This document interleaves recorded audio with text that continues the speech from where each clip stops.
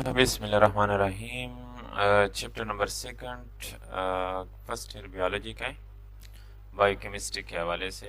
यहाँ पे हम इंट्रोडक्शन पढ़ेंगे। इंट्रोडक्शन के हवाले से कि इंट्रोडक्शन हमारे पास क्या है। ठीक है, हमारे पास क्या है, ये इंट्रोडक्शन है। तो इंट्रोडक्शन में क्या कहते हैं? इंट्रोडक्शन में कहते हैं कि all material thing in this world are made of chemical elements. वो कह रहे जितने भी मटेरियल चीज़ें से मुराद क्या है? मटेरियल चीज़ें से मुराद आपके पास ये है कि अभी आपके हाथ में जो किताब है, या अभी आपके हाथ में जो क्या है, मोबाइल है, ये सारी चीज़ें जो है आपके पास किस में आती है? कि मटेरियल चीज़ों में आती है। किस चीज़ में आती है? मटेरियल चीज़ों में आती है। वो कह रहे दुनिया में जितनी भी चीज़ें बनी हुई है, वो किस चीज़ की बनी होती है? वो केमिकल एलिमेंट्स की बनी होती है। किस चीज़ से बनी होती है? एलिमेंट्स से बनी होती है। और वो कौन से एलिमेंट्स होते हैं? केमिकल एलिमेंट्स होते हैं। ठीक है, जिस तरह केमिस्ट्री में आप पीरियोडिक टेबल में एलिमेंट्स के हवाले से पढ़ते हो, तो ये सारे के सारे केमिकल एलिमेंट्स से बने होते हैं। तो नेक्स्ट क्या कहते हैं कि 30 element are composed of atom. और आपको पहले से पता है कि जो एलिमेंट होता है नॉर्मली हमारे पास, ये सारा के सारा किस चीज़ से बना होता है? ये एटम से बना होता है। ये आपको नज़र आ रहा है। ये फॉर एग्जांपल ये आपके पास एक एलिमेंट है, ठीक है, लेकिन ये जो एटम है सारे, ठीक है, ये क्या होंगे? प्योर फॉर्म है, एक जैसे होंगे, मुख्तलिफ नहीं होंगे। ठीक है, तो ये हमारे पास जितना भी एलिमेंट जो बना होता है वो किस चीज़ का बना होता है? एटमों का बना होता है। The atoms are joined together forming molecule and a compound. फिर नेक्स्ट जो हमारे पास होता है, यही एटम क्या करते हैं? एक एटम दूसरे एटम के साथ क्या कर लेता है? मिल लेता है। जब आपस में बॉन्डिंग बना लेता है, तो इससे हमारे पास कौन सी चीज़ बन जाता है? इससे हमारे पास जो बन जाता है वो आपके पास कौन सी चीज़ बन गई? आपके पास मॉलिक्यूल या कंपाउंड बन जाता है। अब क्वेश्चन ये है कि हमारे पास मॉलिक्यूल या कंपाउंड कौन सी चीज़ होती है? दोनों में फ़र्क, जो मेन फ़र्क है मॉलिक्यूल और कंपाउंड में, ये मेन फ़र्क आपने देखना है। ठीक है, तो ये हमारे पास जो मेन फ़र्क इसमें आ रहा है आपके पास कंपाउंड में और साथ साथ मॉलिक्यूल के दरमियान। फॉर एग्जांपल ये आपके पास समझ लो कि ये आपके पास एक कंपाउंड है, पूरा का पूरा आपको नज़र आ रहा है। ये समझ लो कि आपके पास क्या है? ये पूरा कंपाउंड है।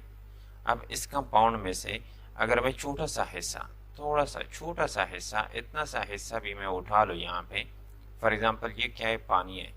आपके पास एक तालाब है और ये क्या है? पानी है। अब पानी का फार्मूला आपको पता है कि पानी का फार्मूला हमारे पास क्या होता है?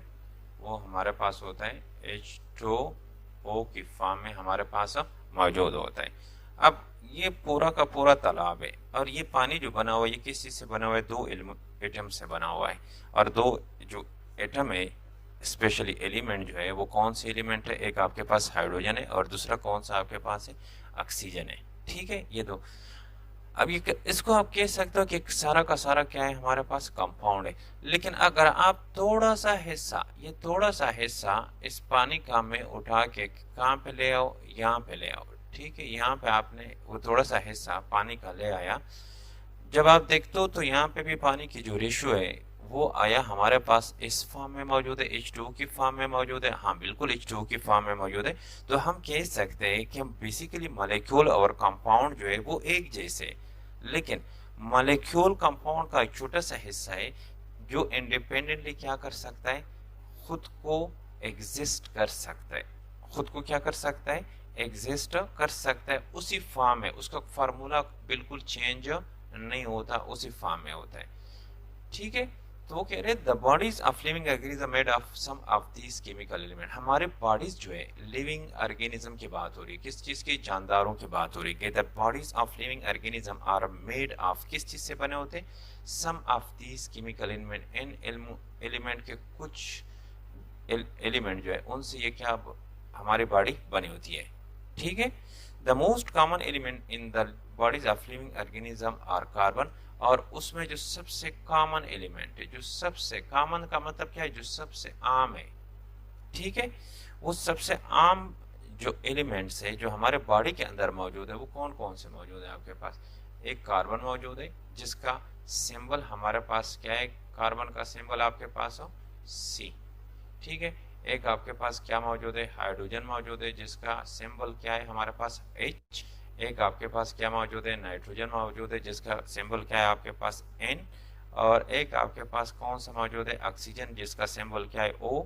और एक आपके पास कौन सा मौजूद है, फास्फोरस जिसका सिंबल क्या है आपके पास P। और एक आपके पास कौन सा मौजूद है, सल्फर आपके पास मौजूद है। तो ये सारे जो हमारे पास आपको यहाँ पे काउंट करके मैं दे रहा हूँ कि कौन से फॉर्म में, 1 2 3 4 5 और 6 जो है ये सबसे ज़्यादा मिकदार में हमारे बॉडी में पाए जाते हैं। अब बॉडी में पाने का मतलब ये नहीं होता कि बॉडी में ये पड़े होते हैं, हमारी बॉडी बनी इन कंपाउंड से, इन एलिमेंट से बनी हुई है, ठीक है। अब दीज कार्बन, इसमें से जो कार्बन है, हाइड्रोजन एंड ऑक्सीजन कॉन्स्टिट्यूट ये बनाता है, कितना बनाता है, about 95% of human body weight की। देखो उसने क्लियर आपको कर दिया यहाँ पे कि हमारे पास वो जो है कौन कौन से, स्पेशली कार्बन, हाइड्रोजन और साथ साथ ऑक्सीजन, इसको CHO की फॉर्म में भी हम क्या कर सकते हैं, उसको लिख सकते हैं। ये हमारे बॉडी का कितना हिस्सा बनाता है, 95। हमारे बॉडी का जो भाई वेट की बात हो रही है, वेट आपका वजन जो है, उस वजन में से जो 95 हिस्सा है वो किसका हिस्सा है, वो इन तीनों का है, कार्बन, हाइड्रोजन और ऑक्सीजन का मौजूदा हिस्सा है। अदर एलिमेंट्स, ये 3 हो गए टोटल, हमने कितने काउंट किए हुए थे, 6 काउंट किए हुए थे। अब इनमें से 3 निकाल दिए, बाकी आपके पास कितने रहते हैं, 3 रहते हैं। इस तरह नाइट्रोजन रहता है, फास्फोरस रहता है और सल्फर रहता है। Other elements are present in small proportion. और जो बाकी 3 एलिमेंट या इसके अलावा भी कुछ और एक्स्ट्रा एलिमेंट है, तो वो भी किस तरीके से मौजूद होते हैं, छोटे से रेशो से मौजूद होते हैं। छोटे से रेशो से मुराद, यहाँ पे हमारे पास रेशो से मुराद क्या है, छोटे से रेशो से मुराद ये कि मिसाल के तौर पे आपको कितने मिल रहे, 10 रुपए मिल रहे, और मैं दूसरे बंदे को जब आपको मैं 10 रुपए का नोट देता हूँ तो उसको कितना दे देता, 1 रुपया देता हूँ, ठीक है। अब आपकी जो रेशो है वो दूसरे वाले भाई के मुकाबले में क्या है, वो ज्यादा है, जबकि दूसरी भाइयों की रेशो जो है वो आपके मुकाबले में क्या है, कम है, क्योंकि आपको 10 रुपए मिलते तो उसको कितना मिलता है, सिर्फ 1 रुपए मिलता है, ठीक है। बायोकेमिस्ट्री के अब डेफिनेशन हम करते हैं कि biochemistry the science of biology that deal with the structure, composition, function of molecule that are present in the bodies of living organism and chemical process occurring in them. ये हमारे पास क्या है, साइंस ऑफ बायोलॉजी। पहली बात क्या हो रही है, साइंस ऑफ बायोलॉजी नाम से देखो 2 वर्ड से बना हुआ है, एक बायो, बायो का पहले से आपको पता है कि लाइफ का बायो का मतलब क्या होता है, लाइफ, और जो दूसरी चीज है वो कौन सी, केमिस्ट्री। दोनों चीजों को ऐड किया हुआ है, एक बायो और दूसरी कौन सी चीज है आपके पास, केमिस्ट्री है। ये कह रहे कि हमारे पास ये क्या है, द साइंस ऑफ बायोलॉजी, ये बेसिकली बायोलॉजी का साइंस है जिसका ताल्लुक, डील का मतलब क्या होता है, ताल्लुक, जिसका ताल्लुक किस चीज के साथ, विद द स्ट्रक्चर। जब आप क्या देखते हो, जब आप स्ट्रक्चर देखते हो, कंपोजिशन, कंपोजिशन का मतलब क्या होता है, बनावट। एक स्ट्रक्चर अलग होता है और एक क्या होता है, कंपोजिशन, बनावट। बनावट का मतलब क्या होता है, देखो आपके पास ये स्ट्रक्चर आपको नजर आ रहा है, ये स्ट्रक्चर किस किस चीज से बना हुआ है, ये कलर देखो, ये 2 मुख्तलिफ कलरों से बना हुआ है, ये रेड और साथ साथ येलो कलर, ये कंपोजिशन है इसकी। लेकिन अगर आप स्ट्रक्चर को देखते हो, ये देखो स्ट्रक्चर किस फॉर्म में, रेक्टेंगुलर फॉर्म में, तो हम इसमें क्या पढ़ते हैं, इसमें पहले स्ट्रक्चर, फिर कंपोजिशन, फिर उसके बाद इंपॉर्टेंट पॉइंट क्या है, फंक्शन। ये जो स्ट्रक्चर है इसका काम क्या है, अगर नॉर्मली हम बात करें हमारे एयर की, कान की, ये हमारे नोज की, तो हमारा कान का काम क्या है, फंक्शन क्या है, सुनना। तो इसमें हम क्या देखते हैं, function of molecule that are present in the bodies of living organism. हम यहाँ पे उन मॉलिक्यूल का स्ट्रक्चर भी देखते हैं कि वो मॉलिक्यूल का स्ट्रक्चर क्या है, उसकी कंपोजिशन क्या है और उसका फंक्शन क्या है, जो कहाँ पे मौजूद होते हैं, इन the bodies of living organism. जो लिविंग ऑर्गेनिज्म के अंदर क्या होते हैं, वो मॉलिक्यूल मौजूद होते हैं। अच्छा, वो मॉलिक्यूल जो लिविंग ऑर्गेनिज्म के अंदर मौजूद होते हैं, ये मॉलिक्यूल जो होते हैं ये नॉर्मल मॉलिक्यूल नहीं होते, इसका नाम चेंज हो जाता है और इसको हम क्या नाम देते हैं, बायोमॉलिक्यूल। क्या नाम देते हैं, बायोमॉलिक्यूल का नाम देते हैं, क्योंकि वो लिविंग ऑर्गेनिज्म के अंदर मौजूद है, तो इसलिए फिर उसको हम क्या कहते हैं, बायोमॉलिक्यूल का नाम दे देते। ठीक है, यहाँ तक आई थिंक बात आपको समझ आई होगी। फिर नेक्स्ट जो हमारे पास है, and chemical process occurring in them. एक तो ये सिर्फ नहीं पढ़ते कि function of molecule that represent the body of living, फिर उसके बाद इन मॉलिक्यूल के दरमियान जो केमिकल प्रोसेस होता है, ठीक है, ये जो मौजूद है वहाँ पे, ये किस तरीके से वहाँ पे केमिकल प्रोसेस को क्या करते हैं, परसो करते हैं, तो इसको भी हम पढ़ते हैं। तो बायोकेमिस्ट्री का आपको पता चल गया कि बेसिकली हमारे पास जो आम बेसिकली नॉर्मली हम किस चीज़ के हवाले से पढ़ते हैं, उसमें जो पढ़ते हैं वो मॉलिक्यूल के हवाले से, लेकिन कौन सा मॉलिक्यूल, बायो मॉलिक्यूल। ठीक है, उन मॉलिक्यूल की क्या पढ़ते हैं, उन मॉलिक्यूल की जो लिविंग ऑर्गेनिज्म जानदारों के अंदर मौजूद है उनके क्या पढ़ते हैं, जो जानदारों के अंदर मौजूद है। क्योंकि हमने स्टार्ट पे पढ़ लिया कि एलिमेंट किस चीज के बने होते हैं, एटम के, फिर ये एलिमेंट आपस में मिलके या एटम आपस में मिलके क्या बनाते हैं, कंपाउंड या मॉलिक्यूल बनाते हैं।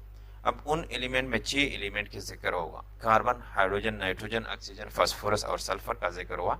तो उनमें से जो 3 एलिमेंट है, कार्बन, हाइड्रोजन और ऑक्सीजन, ये 95% आपके बॉडी का वेट बनाते हैं, जबकि बाकी जो होते हैं वो थोड़े से हिस्से में आपके बॉडी का हिस्सा होते हैं। ठीक है, तो बायोकेमिस्ट्री में हम इन मॉलिक्यूल की स्टडी करते हैं, इन बायो मॉलिक्यूल की स्टडी करते हैं, उनकी स्ट्रक्चर की स्टडी करते हैं, उनकी कंपोजिशन की स्टडी करते हैं, उनके फंक्शन की स्टडी करते हैं, जो बेसिकली हमारे बॉडी के अंदर क्या होते हैं, लिविंग ऑर्गेनिज्म के अंदर मौजूद होते हैं। और साथ साथ सिर्फ ये 3 चीजें नहीं स्टडी करते, ये नहीं सिर्फ स्टडी करते कि 3 चीजें, स्ट्रक्चर, कंपोजिशन, फंक्शन, साथ साथ क्या स्टडी करते हैं, chemical process occurring in them, आया वहां पे कौन से रिएक्शन होते हैं जिसकी वजह से वो बाजू जो होता है या वो आर्गन होता है वो क्या कर सकता है, अपना काम सही तरीके से कर सकता है।